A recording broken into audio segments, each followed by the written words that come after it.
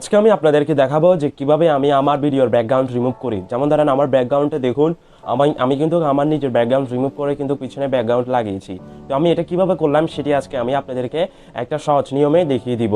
তাহলে আমার সাথেই থাকুন, তাহলে চলুন কথা না বাড়িয়ে দেখানো যাক। তো আমি আমার মোবাইল স্ক্রিনের মধ্যে চলে আসলাম, তারপরে আপনারা প্লে স্টোরের মধ্যে চলে আসবেন। প্লে স্টোরের মধ্যে চলে আসার পরে এখানে লিখবেন বি মেক লিখে চার্জ করবেন। চার্জ করার পরে উপরে যে অ্যাপটি দেখা যাচ্ছে সেটাই ইনস্টল করবেন। আমার এখানে ইনস্টল আছে তাই আমি করলাম না। তারপরে আপনাদের মোবাইলে ইনস্টল হওয়ার পরে অ্যাপটি ওপেন করবেন। ওপেন করার পরে এখানে কিন্তু আপনারা অনেক এআই টুলস পেয়ে যাবেন।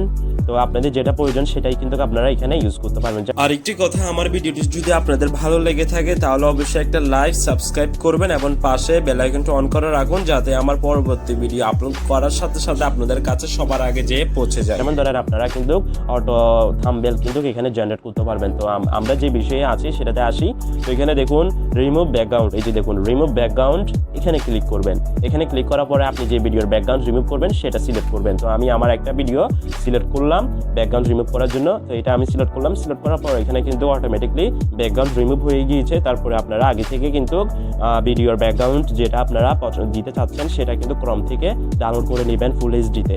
ডাউনলোড করার পরে কিন্তু আপনারা এই যে plus icon custom plus icon এখানে ক্লিক করবেন। এখানে ক্লিক করার পরে ফটোতে ক্লিক করবেন। ফটোতে ক্লিক করার পরে আমার ব্যাকগ্রাউন্ড আমি যেটা চয়েস করছি সেটা আমি এখানে নিয়ে আসবো।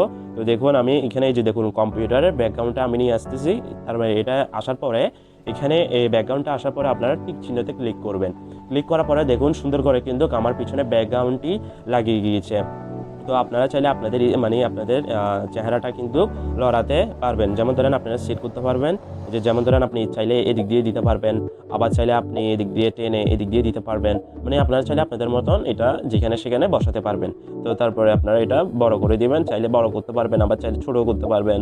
তো এটা দেখুন আমি আমার মতন এখানে বসিয়ে দিয়েছি। তো ঠিক আমার মতনই কিন্তু আপনারা এভাবে বসাবেন। তারপরে আপনার ব্যাকগ্রাউন্ড বসানো হলে ঠিকভাবে তারপর সেভে ক্লিক করে সেভ করে নেবেন। যেমন আমি সেভে ক্লিক করে সেভ করে নিচ্ছি। তো আমার এটা লেন্থ কম ছিল অনেক ভিডিওর, তাই তাড়াতাড়ি হয়ে যাচ্ছে। আপনারা যদি বড় ভিডিও করেন তাহলে একটু সময় নেবে। তো দেখুন আমার এটা কিন্তু হয়ে যাচ্ছে, আর একটু আছে। যে দেখুন আমার এটা কিন্তু সেভ হয়ে গিয়েছে। তারপরে সেভ হওয়ার পরে ডানে ক্লিক করবেন।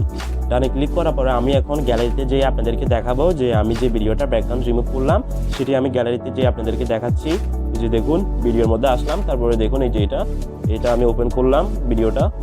দেখুন আমার ভিডিওটা, এই যে দেখুন আমার কিন্তু সুন্দর করে কিন্তু ভিডিওর ব্যাকগ্রাউন্ড রিমুভ হয়ে গিয়েছে। আমি কিন্তু আমার পছন্দের মতো ভিডিওর ব্যাকগ্রাউন্ড বসিয়েছি।